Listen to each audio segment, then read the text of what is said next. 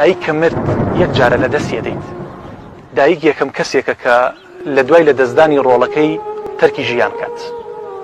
هیچ کەسێک ئەندازەی دایک بۆ ڕۆڵەکەی خۆی ناسووتێت. من ڕەفیقێکم لە دەستدا لە حادیسێکا کۆچی دوایی کرد. ئەو دقەی کۆچی دوایی کرد، دوای 10 دقە دایکی بیستی، وفاتی کوڕەکەی بیست. جەنازەکەی نەگەیشتە ماڵەوە، دایکی جەڵدەلی دام. لە کاتێکا دایکی نەخۆشیێکی وای نەبوو. دایک ئەمرێ لە دوای ڕۆڵەکەی خۆی. دایک کائینێکە بەڕاستی من هەموو جاوتومە خوای گەورە یەک جار پێدەبەخشێت.